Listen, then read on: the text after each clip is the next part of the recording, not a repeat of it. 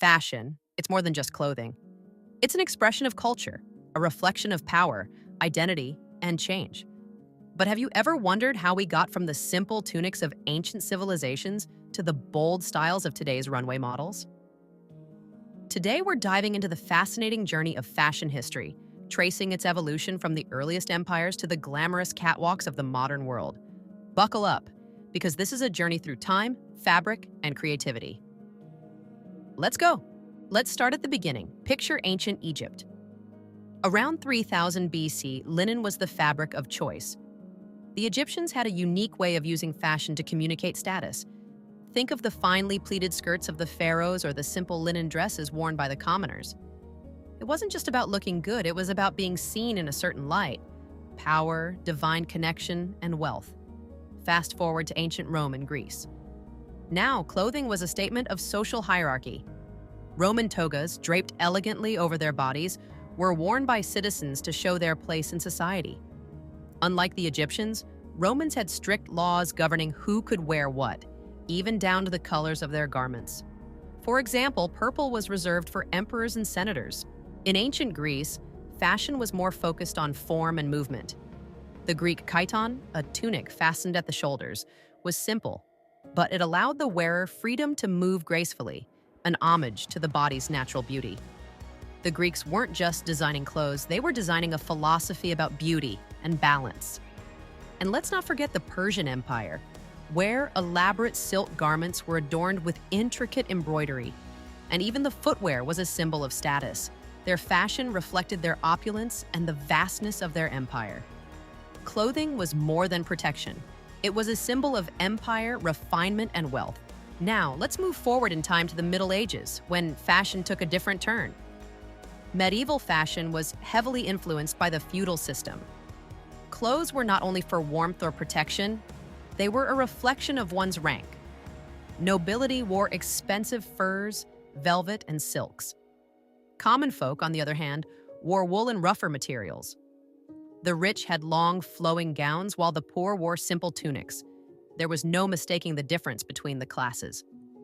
But enter the Renaissance period, and everything changes. This was a time of rebirth, new ideas, art, and exploration. Fashion mirrored these changes. The elaborate, ornate clothing of the nobility became even more extravagant. Ruffled collars, padded doublets, and full skirts were all the rage. This was the birth of the haute couture mindset. Clothing became a form of artistic expression. Artists like Leonardo da Vinci even designed elaborate costumes for the stage. And the Italians. Oh, the Italians. Venice became the fashion capital, with silk and velvet fabrics imported from the East. Venice's wealthiest families flaunted their riches through flamboyant styles, setting the stage for future fashion trends. Speaking of flamboyance, let's talk about France. In the 17th and 18th centuries, fashion reached new heights of excess, literally. The French court under Louis XIV saw the rise of haute couture. The king's extravagant costumes set the bar, and soon, the French aristocracy followed suit, literally. The elaborate wigs, corsets, and voluminous skirts became the ultimate status symbol. But fashion wasn't just for the wealthy. The French Revolution in the late 18th century sparked a new era of fashion, as the aristocratic styles were seen as symbols of excess and oppression. The sans-culottes, the working-class revolutionaries, began sporting simpler, more practical clothing.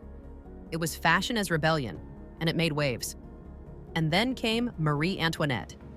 She's known for her towering hairstyles and lavish gowns that cost more than a house. She may have been dethroned, but her fashion impact? Immense. As time marched on, fashion continued to evolve. But now, let's jump into the Victorian era. The Victorian era was a time of extremes. Women were expected to have tiny waists, achieved with the help of corsets, while men were increasingly drawn to formal, structured suits. But the real game changer was the Industrial Revolution, which introduced mass production to fashion.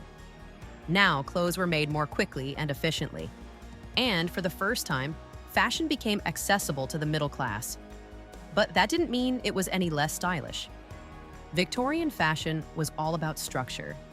Corsets, bustles, petticoats. Every piece was carefully crafted to give the wearer a particular silhouette. The idea was that clothing reflected morality, so everything had to be modest and precise. But underneath all the layers, there was a growing desire for personal expression. And then came the 20th century. From the roaring 20s, where flappers and bobbed hair made a statement of liberation, to the 50s and 60s, where the elegance of Dior and the youth culture revolutionized fashion, the 20th century was a whirlwind. By the 80s, it was all about excess, big shoulders, bold colors, and supermodels ruling the catwalk. Today, fashion is a global industry. Social media influencers, fast fashion, and sustainable design are reshaping what we wear. But the essence remains the same. Fashion is about identity, culture, and creativity. From ancient empires to the high-tech, high-fashion world we live in today, the journey of fashion is a fascinating tale of evolution and reinvention. What do you think? What period of fashion history resonates most with you? Drop a comment below, and don't forget to hit that subscribe button for more on the captivating world of fashion history.